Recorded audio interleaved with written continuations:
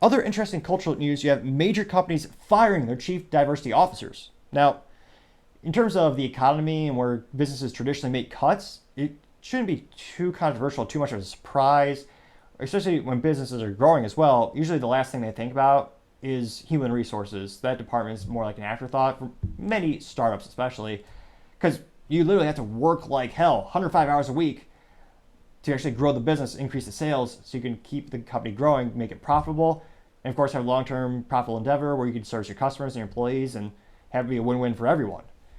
Now, it's fascinating that for years this was one of the hottest topics, especially the Fortune 500 companies. They went out and they all got chief diversity officers, and there were a couple of advantages in terms of a lot of them used it for a marketing mechanism for recruiting as well as banking industries to get more investments. I think there are many reasons why they did this. There's also the DEI scores or diversity, equity, inclusion scores, which is a measurement, and you have many scores and many reasons behind why businesses made the cognitive decision to invest in this type of personnel. Now, the detriment is physically the cost. A lot of these folks are chief diversity officers. The chief is in the title. You're not going to get that under six figures. I mean, you're talking $250,000 or more. It's the same level as a CEO or a CIO or chief information officer or chief information security officer or chief financial officer. It's one of those things where it is a big cost to that.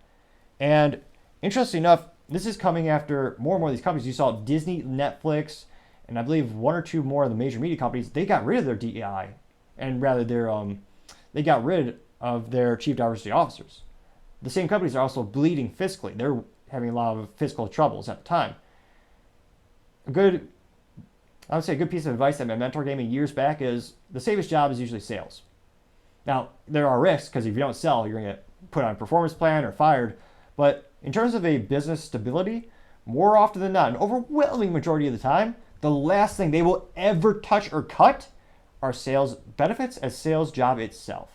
That's why if you ever hear about a company where they're actually cutting the sales staff, you should be worried like hell. We all saw this with Circuit City.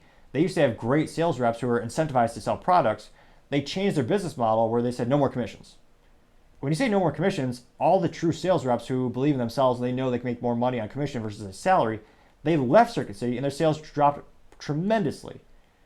As a wise man might say that's the writing on the wall. And I think it's a similar situation here.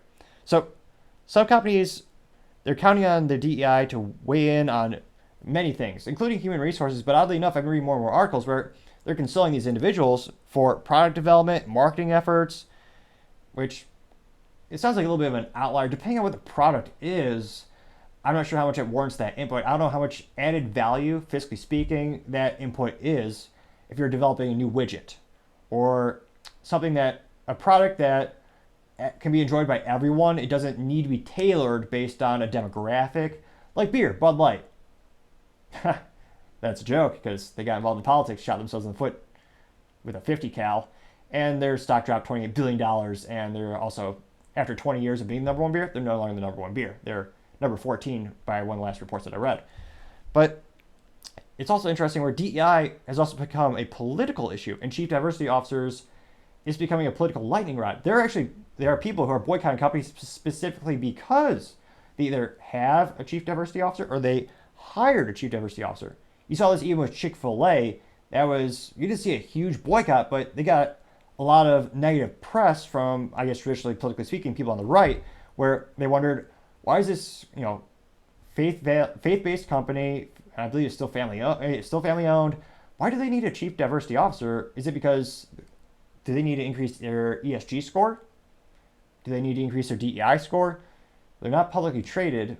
How much relationship do they have with the financial industry that's another equation where those scores come into account.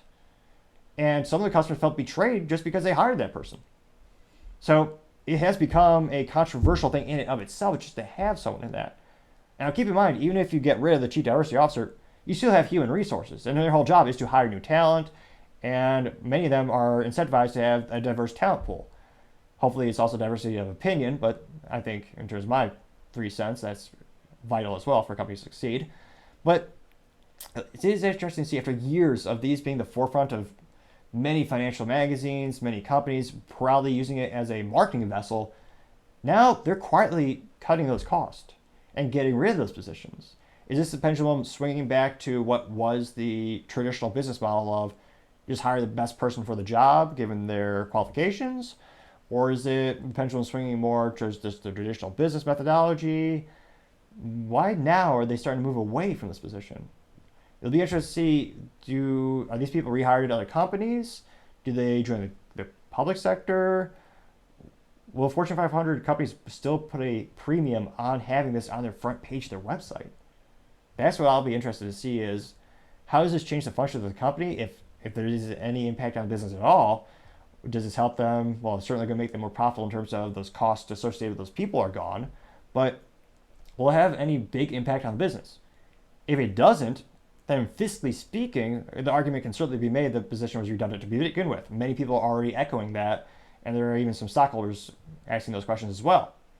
It'll be interesting to see where they fall and how businesses do adapt. Thank you everyone for taking the time to tune in. We're trying to get to 3,000 subscribers by the end of August, so I'd really appreciate you taking time to click that subscribe button. Also, taking the time to comment and like the video really helps it out. It gets shared more and more. The more engagement we'll have, the more we'll be able to invest in the channel, get better production. I appreciate the feedback especially. Also, don't forget to tell your family, tell your friends, tell your coworkers, heck, tell your enemies, tell anyone and everyone. Just stay safe and fight the good fight.